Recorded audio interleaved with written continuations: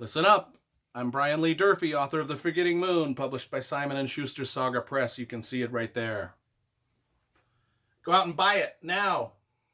Anyway, let's review Eyes of the Dragon by Stephen King. In fact, it's actually called The Eyes of the Dragon by Stephen King. Let's review it. I listened to the audible.com version of this book as I read along word for word into the book. The audible.com version was narrated by one masterful storyteller, Bronson Pinchot. An old actor from the 80s, doing great work as a voice narrator for audible.com. 10 out of 10 on the narration, Bronson. Good job. The Eyes of the Dragon by Stephen King. Got my hardcover up there, got my paperback here, got my paperback down there, and another paperback there. I don't know why I've collected so many paperbacks of this book, because I don't really like it. Don't like it. It ain't for me. You'd think it would be for me, considering I am an epic fantasy novelist published by Simon & Schuster, the same publisher that publishes Stephen King. You'd think that I would be into The Eyes of the Dragon. But you would be wrong.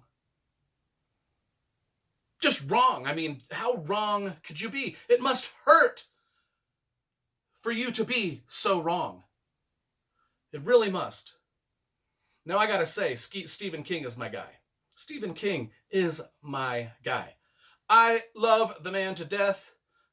I love nearly everything he's written, except for a few things. This one being one of them.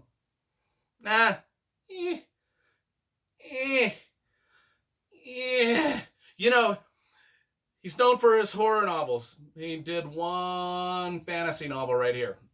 The Eyes of the Dragon. Published in 1987.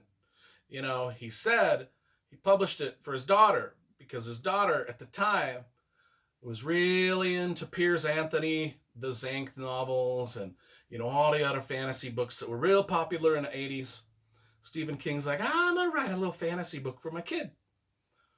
Cool, I have no problem with that. No problem with that. This isn't really like a typical fantasy novel, though. It's more like a kind of fairy tale. Sort of a children's fairy tale that's just kind of twisted. I mean, it's set in a medieval setting like most fantasy novels. But the world building is, I mean, people, if you read fantasy novels like Brandon Sanderson's Way of Kings, or Stephen Erickson's Malazan, Book of the Fallen, or Robert Jordan's Wheel of Time, or George R.R. Martin's Game of Thrones, or even Brian Lee Durfee's The Five Warrior Angels series, you know that world building is a huge part and draw of fantasy novels. There really ain't no world building in this. It's like kind of just a simple little fairy tale. It's only about 400 pages long. He hasn't really taken the time to build his world up, and maybe that's why this book left me feeling a little bit empty, because I'm used to the big, huge, epic fantasies when I see fantasy. And I'm also used to Stephen King's The Dark Tower series, which, now there he does epic world building. That's where he does epic world building. And this is almost like kind of a side story that you could attach to The Dark Tower, because some of the same characters, well, one of the same characters that's in the Dark Tower series is in The Eyes of the Dragon. And that's Randall Flagg, the bad guy, who shows up in a lot of Stephen King's works. And he's admitted that this is part of the Dark Tower world. Well, everything Stephen King has written is technically part of the Dark Tower world, which is like this crazy alternate universe to our own world.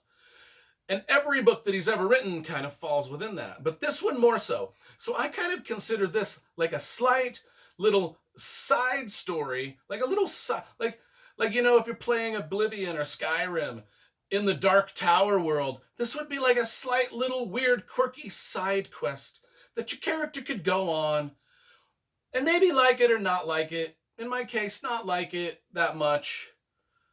It's just a fantasy, kind of a bland fantasy, kind of bland characters. I just wasn't invested in any of it. I remember reading it as a kid when it first came out, being incredibly disappointed, and I apologize to whoever the artist is that illustrated the insides of this. I remember as a kid, I was an artist, and I was like, man, I'm only a kid in high school. I could do better art than that.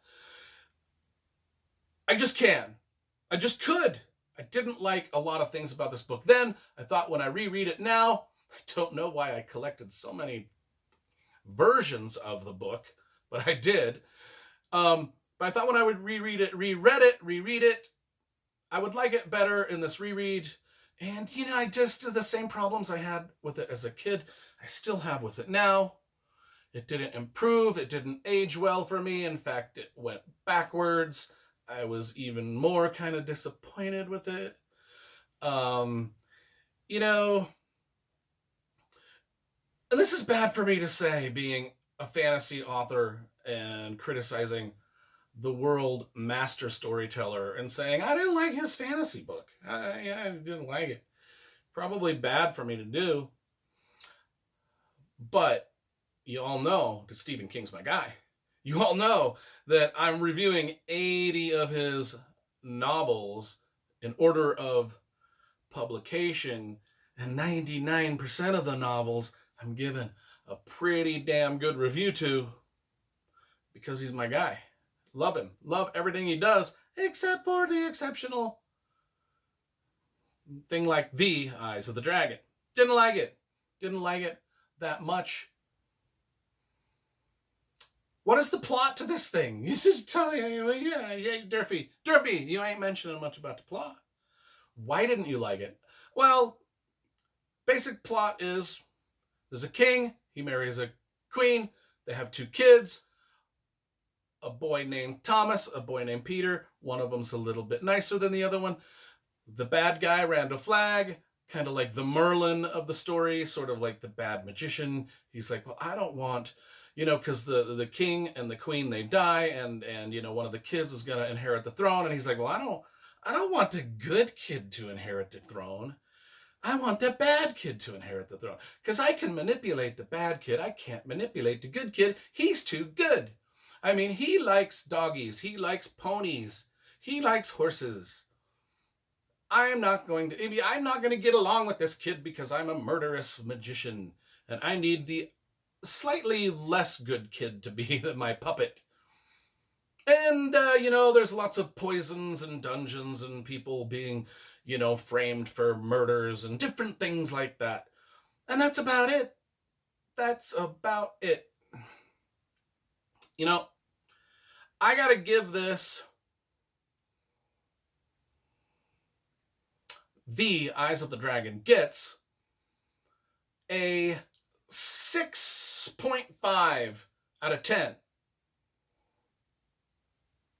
I mean, I rate things 1 through 10, so 6.5 is slightly better than average, which is cool because even stuff that Stephen King writes that I don't like is still better than most everything out there that people write.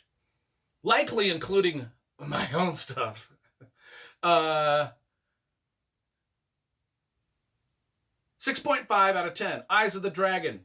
Now, as you know, every novel I write, whether it's The Forgetting Moon, The Blackest Heart, or The Lonesome Crown, I dedicate every novel I write to Stephen King, Motley Crue, and the Oakland Raiders. Because when I was a kid, those were the 3 most important things to me as a kid. So they get a shout out in every book that I write. Okay, Stephen King, let's say goodbye. Everybody, if you want to read Stephen King's one epic fantasy novel,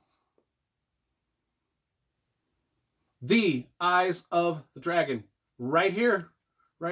Stephen King's checking it out.